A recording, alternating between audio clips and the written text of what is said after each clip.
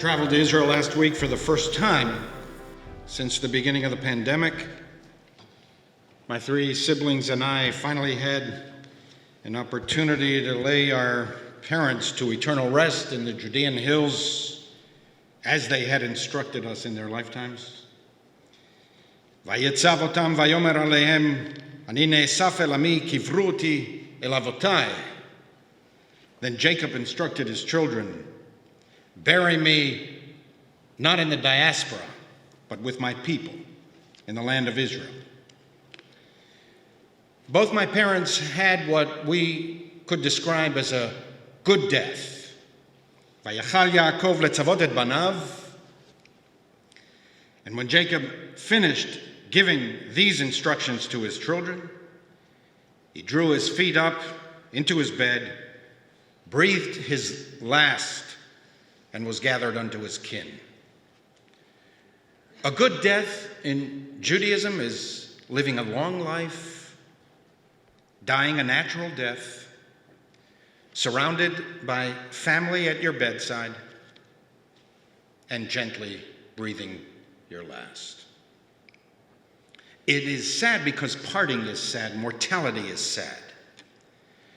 But there is an element of celebration too, in a life well lived, having avoided or overcoming the many hardships and tragedies that affect the human condition.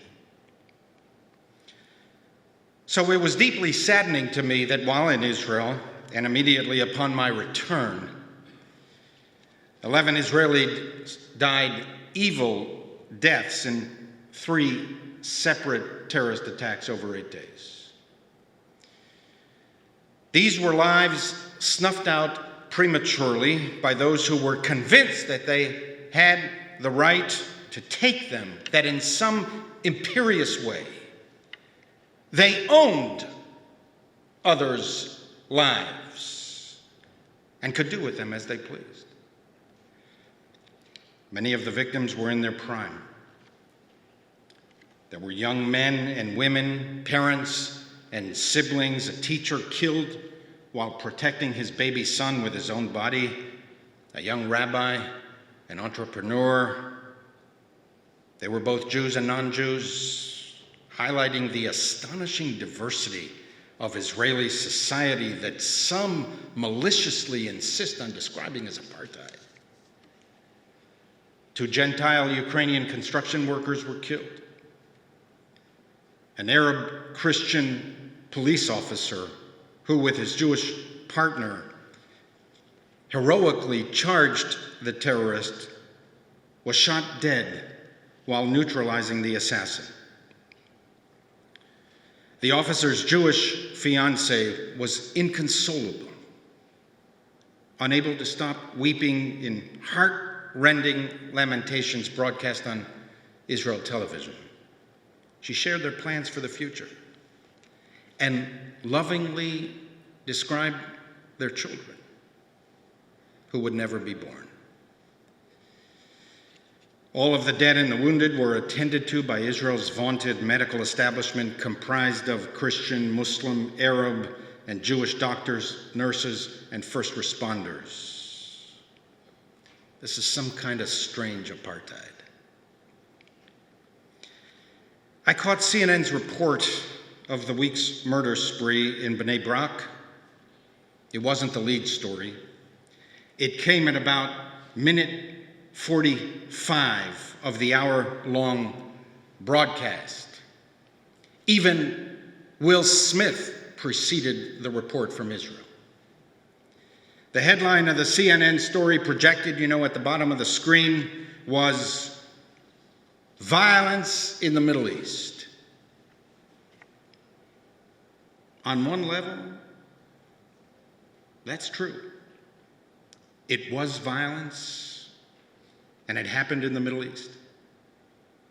But couldn't the headline also have been "Palestinian terrorist murders 5 innocent bystanders in a Tel Aviv suburb"? Which headline is more accurate? The murderer hunted his prey on Bialik Street, named in memory of Chaim Nachman Bialik, one of Israel's great poets. Among his best-known poems is this: "After my death, say this for me. There was a man, and look, he is no more. He died before his time. The music of his life suddenly stopped. Great is the pain. There was another song in him. Now it is lost forever."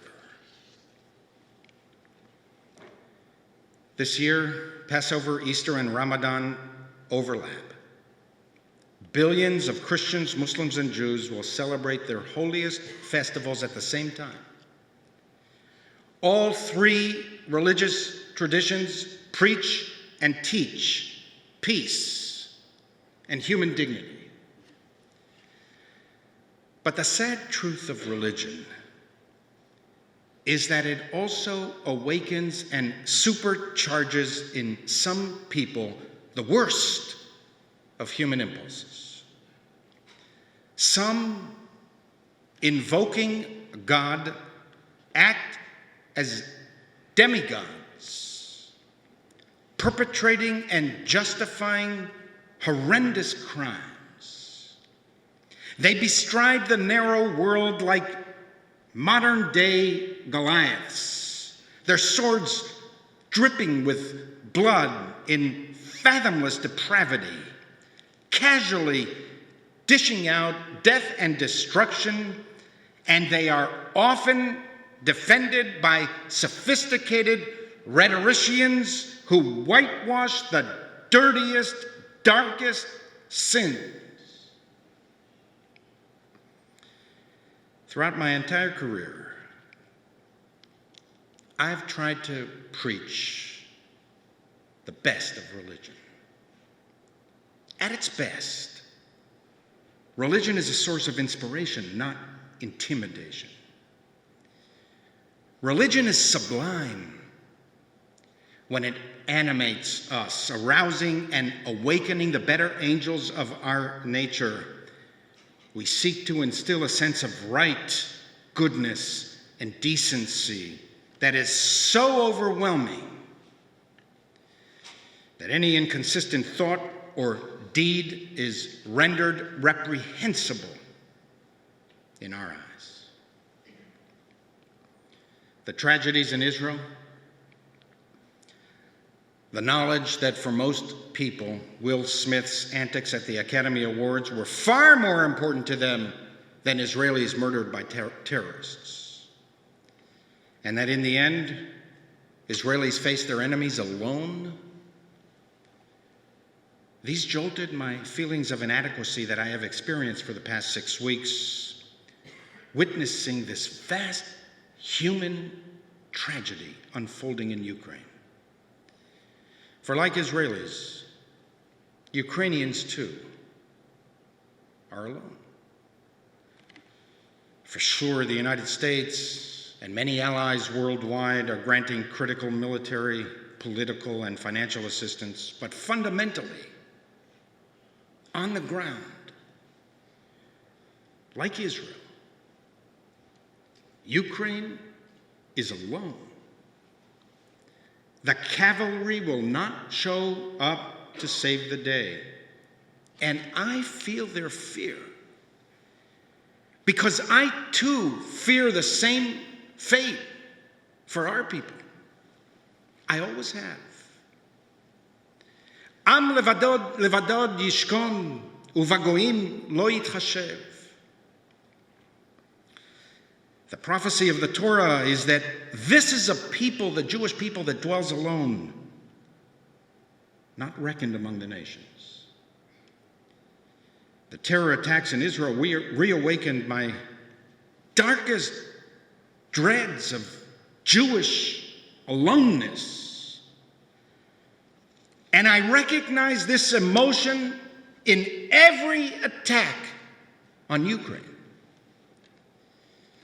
For weeks, we have sat at home and watched the Russian military mauling millions of innocent civilians in an unprovoked, unjustified, unconscionable, unrestrained, merciless, and savage invasion.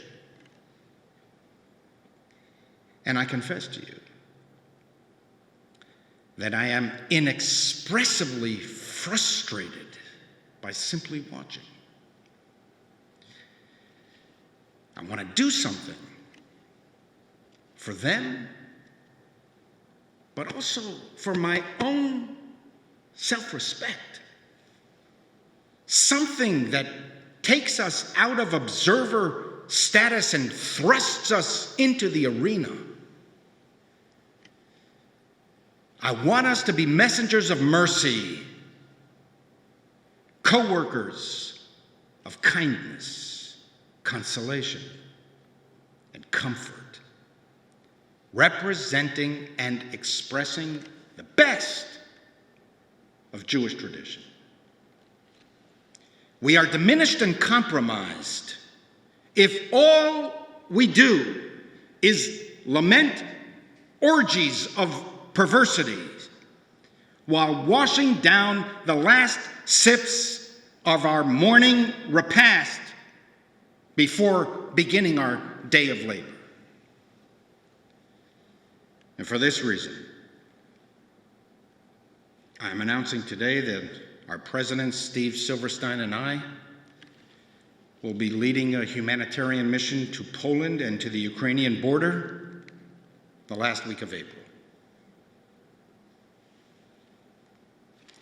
And I want you to join us. I want you to leave New York for 5 days and bring duffel bags of supplies, money, and most important of all, your warmth, your compassion, your humanity to Ukrainians who have lost everything. I want them to be more important to us than Will Smith. We will be comforting mothers and children, supporting humanitarian aid workers, visiting field hospitals, meeting Israeli emissaries working to resettle Ukrainian Jews in Israel. And we will also meet and learn from diplomats, journalists, and analysts.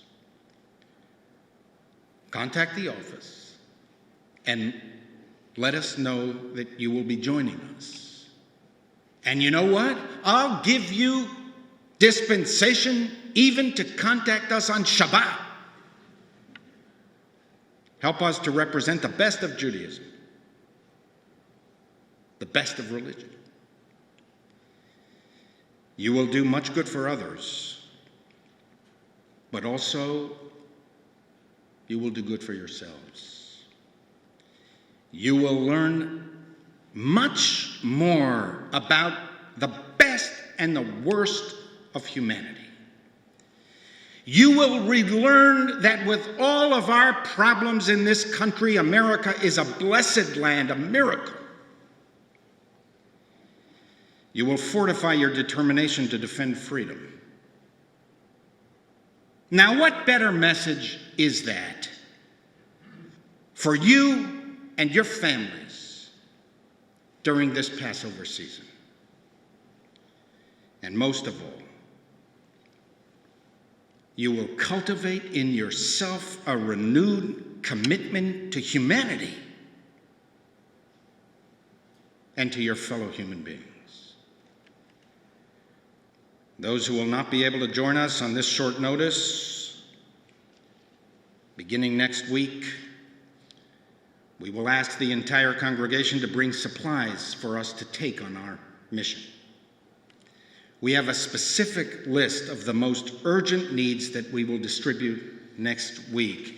They include pain medicine for adults and children, children's vitamins, anxiety medication, Band-Aids and other first aid material, undergarments for men and women, hygiene products for men and women and children, diapers, baby food, baby formula.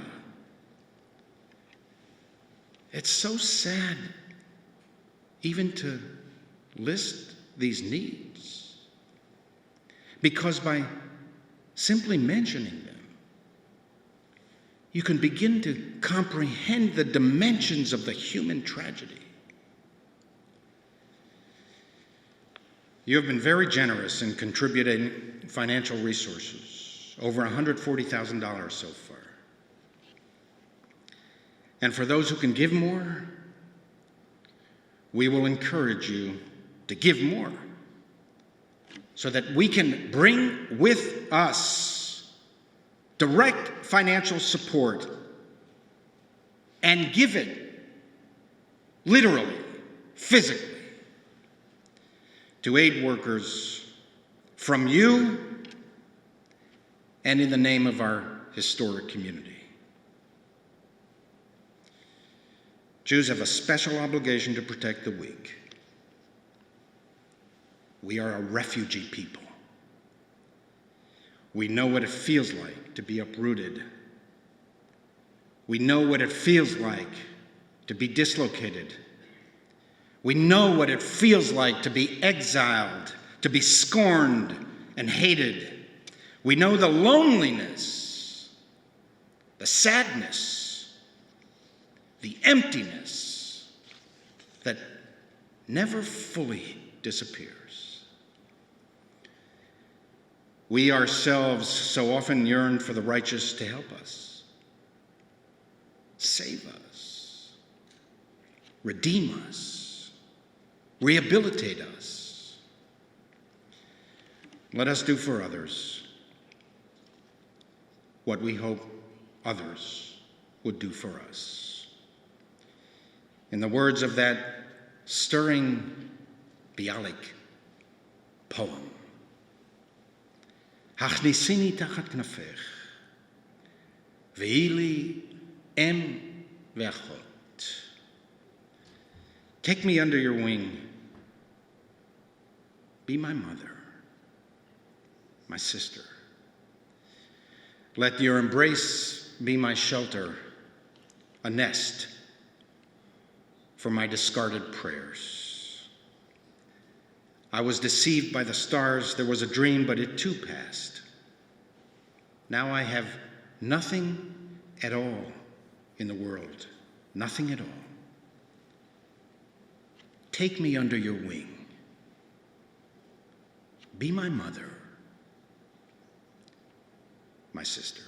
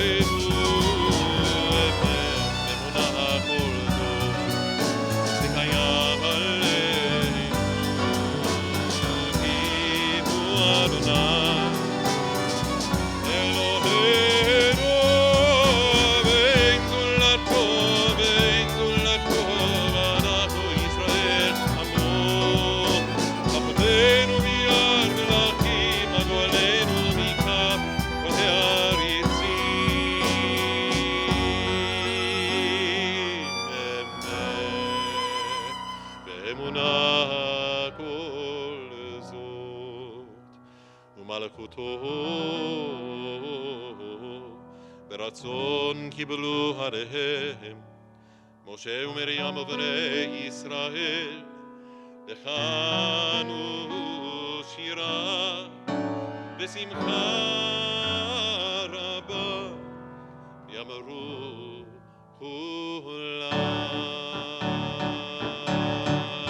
יא לה לה לה לה